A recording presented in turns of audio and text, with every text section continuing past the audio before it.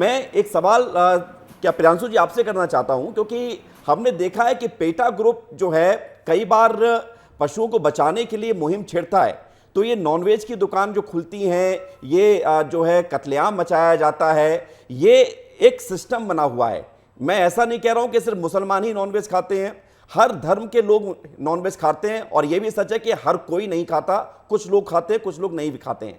लेकिन ऐसी स्थिति में कैसे निपटा जाएगा? क्या वाकई में हम ये सुधार कर सकते हैं कि दुकानें बंद कर देंगे तो कुछ स्थिति में सुधार आ सकता है?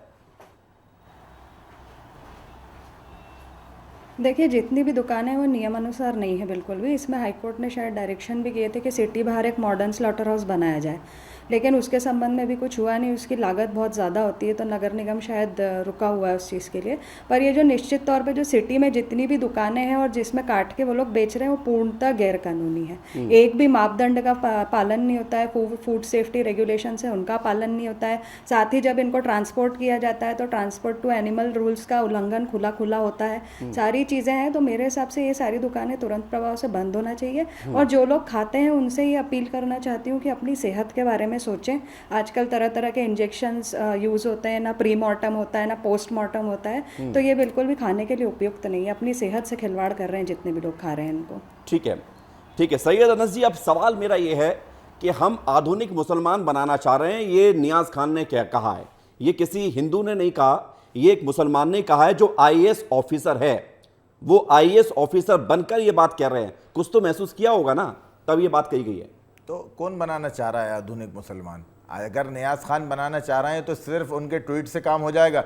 मेरा वही कहना है, मैंने जो अभी बात कही, पहले शिक्षा के लिए भी जो बात कही, तो मैंने यही कहा कि जो बुद्धिजीवी लोग हैं, नियाज खान जैसे लोग हैं, ऐसे समझदार लोग हैं, इन लोगों को आगे आके एजुकेशन हब बनाना चाहिए और एजुकेशन से जोड़ना चाहिए। मैंने सरकार का भी कहा बाद में, क्योंकि सरकार की भी जिम्मेदारी है। सरकार तो खुद कहती है ना इस बात को, अपने मैनिफेस्टो में कहती है कि हम सब सभी के लिए बराबर, सबका साथ, सबका विकास, सबका विश्वास की बात करती है। तो मैंने इसीलिए उनसे कहा उनकी जिम्मेदारी। जब नियाज खान का एक ही धर्म के लिए कर रहे हैं, उस पर मैंने उस पर कहा कि एक धर्म क्यों पीछे रह जाता है, उस पर भी गौर करने की जरूरत है। ये जो मुसलमान हैं, जब इनको यही तो हालत बताई ना कि सिर्फ मुसलमान मांस मच्छी का कारोबार ना करें, सिर्फ मुसलमान मांस मच्छी का कारोबार नहीं करते और दूसरे अदर कम्युनिटी के लोग भी इसका कारोबार करते हैं और बड़े पैमाने पर कारोबार करते हैं। संख्या ज्यादा तो मुसलमानों की नहीं, संख्या ज्यादा मुसलमानों की नहीं है। ये आप डेटा उठा के देख लें, ज्यादातर जो एक्सपोर्ट करने वाले हैं वो हमारे हिंदू भाई हैं, दूसरे अदर कम्युनिटी के लोग हैं। आप ये देखिए जो बड़े बड़े एक्सपोर्ट, आप बड़े बड़े की बात कर रहे हैं, मैं छोटे छोटों की बात कर रहा हूं। छोटे छोटों की, छोटे छोटों का स्टैंडर्ड देखा जाएगा। बड़े तो बड़े हैं ही नहीं, बड़े तो पैसे वाले हैं ही। बड़े छोटे वाले जो दुकान खोलकर बैठ गए हैं, जो सरे चौराहे पर मांस मछली बेच रहे हैं, उनका स्टैंडर्ड सुधारना क्या? नहीं, उनका स्टैंडर्ड सुधारना है तो उनका स्टैंडर्ड सुधारने के लिए भी नगर निगम को आगे आना पड़ेगा। आगे आना पड़ेगा। उनकी एक व्यवस्था बना दी जाए, एक मार्केट बना दिया जाए, एक मॉल ऐसा बना दिया जाए कि यहाँ पे सिर्फ मीट मटन ही मिलेगा और कुछ नहीं होगा। ये सब करना उन्हीं की तो जिम्मेदारी है ना। मैं ये समझना चाह रहा हूं आपसे एक सवाल और, उसके बाद महाराज जी मैं आपके पास आ रहा हूं कि कोई भी मुसलमान मांस की दुकान कब खोलता है, किन हालातों में खोलता है? क्या उसके पास कुछ और नहीं बचता तब खोलता है? अब मेरा जवाब सुन लीजिए। हाँ। मांस की दुकान खोले या मेडिकल स्टोर खोले जब जरूरत होती है, जब उसको लगता है कि 4 ग्राहक आके मेरे पास में ये मांस खरीदेंगे, इससे मुझे बेनिफिट होगा, फायदा होगा, तो खोलता है उसकी। मैंने आपसे कहा ना कि जरूरत जब होती है तभी तो ये सब चीजें होती हैं। चाय की दुकान कोई क्यों खोलता है? जब चाय पीने की जरूरत होती है, चाय पीने वाले वहां होते हैं। अगर उन्होंने दुकान खोली, आप मेरे सवाल नहीं समझे। मेरा सवाल यह था कि कोई मांस की दुकान क्यों खोलता है? क्या करेगा? अगर वो कोई और भी खोल सकता है तो मांस क्या सबसे आसान तरीका है कि वही मुसलमान जो है वो मांस की दुकान खोल दे सकता है, उससे वो 2 वक्त की रोटी चला सकता है? कई मुसलमान सब्जी भी बेचते हैं, कई मुसलमान आटा दाल भी बेचते हैं, कई मुसलमान दूसरी चीजें भी बेचते हैं, मेडिकल स्टोर भी मैं तो इत्तेफाक एक बात रखता हूं, अगर मुझसे कोई पर्सनल पॉइंट पूछे इस पूरे मामले में, तो मुझे तो ये लगता है कि आज मुसलमान हर सेक्टर में है। आज मुसलमान एसी भी ठीक कर रहा है, सब्जी भी बेच रहा है, फल भी बेच रहा है। जितने लोकल क्षेत्र हैं उन सभी में मुसलमान इन्वॉल्व हैं। बिल्कुल है। गलत तो नहीं कह रहा हूं महाराज जी। एक सवाल मैं आपसे ये पूछना चाह रहा हूं कि मुसलमानों के स्टैंडर्ड बढ़ाने की बात आती है, स्टैंडर्ड बढ़ाने से क्या हो जाएगा? देश में स्टैंडर्ड सामाजिक तौर पर हर किसी का बढ़ना चाहिए, तो सिर्फ मुसलमानों की बात क्यों आती है यहां पर? देखिए, क्वालिटी एंड क्वांटिटी दोनों का एक अपना सामंजस्य होना पड़ता है। आज क्या हो रहा है कि हमारे इस्लामिक भाइयों की क्वांटिटी तो बढ़ गई, पर क्वालिटी निश्चय ही, अनस साहब की बात से सहमत हूँ, क्वालिटी नहीं बढ़ पाई। क्वालिटी यदि बढ़ी आती तो राष्ट्र के अंदर जितनी भी प्रकार की जो कुंठित मानसिकता होती है वो मानसिकता का प्रसार नहीं होता, अंतर धार्मिक वैमनस्य का प्रसार नहीं होता। आपने बात करी उनके रोजगार की, तो एक बात बताएं, डिमांड और सप्लाई का खेल है। गुटखे की भी बहुत डिमांड है, मांस की डिमांड है, मदिरा की डिमांड है।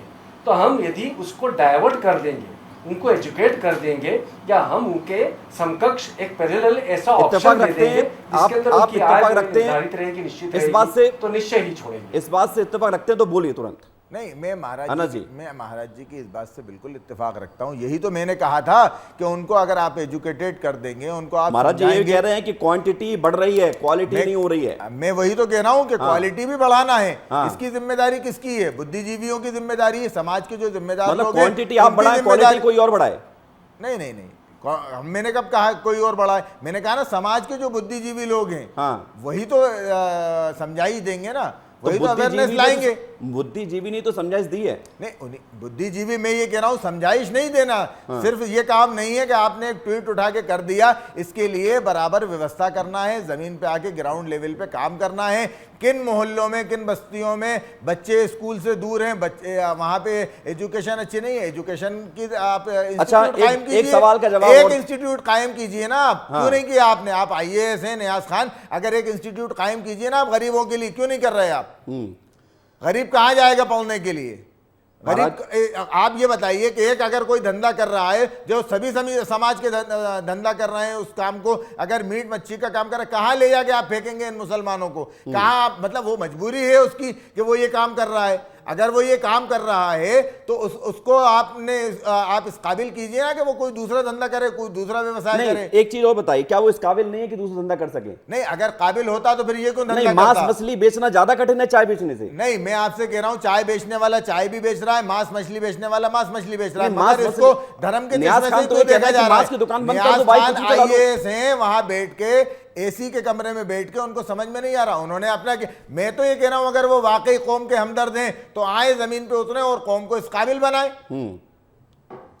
ताकि कौम ये सब काम ना करे, छोटे काम। हम भी नहीं चाहते कि कौम छोटे काम करे, मगर मजबूरी है, कर रही है कौम, परेशान है। आप IAS होते तो क्या काबिल कर देते? नहीं, मैं IAS होता तो मैं ये काबिल कर देता कि मैं उनके लिए इंस्टीट्यूट कायम करता, कम से कम कि पढ़ो, देखो मैंने पढ़ा तो मैं IAS बन गया। तो इतने इंस्टीट्यूट खुले हुए हैं, कहाँ खुले हुए? एक आध का नाम बता दीजिए मुसलमानों के लिए, या अरे मुसलमानों के लिए गरीबों थोड़ी के ना लिए आपको सब बताइए करना ना। है। गरीबों दिक्कत के ये लिए है एक नाम महाराज जी, मुझे बताइए एक ना। बात बताइए कि इस देश में हर मैं चीज आपसे मुसलमानों सवाल के लिए कर रहा हूँ, पर्टिकुलर क्यों होनी चाहिए? गरीबों के लिए बताइए नहीं, कहाँ नहीं, खुले हुए मुसलमान, हैं? मुझे इस बात से आपत्ति है आपकी। बिल्कुल कि आप आपत्ति कीजिए। आपको लगता है कि हर चीज मुसलमानों के लिए पर्टिकुलर होना चाहिए। महाराज जी बोलिए, मैं तो आपसे सवाल कर रहा हूँ ना, मुझे एक बात आपके चैनल बताइए के कि माध्यम क्या से, सिर्फ कि गरीब मुसलमानों कहाँ के जाएगा लिए बोलने के लिए? कम्युनिटी बेस्ड, महाराज जी बोलिए। कम्युनिटी बेस्ड क्यों?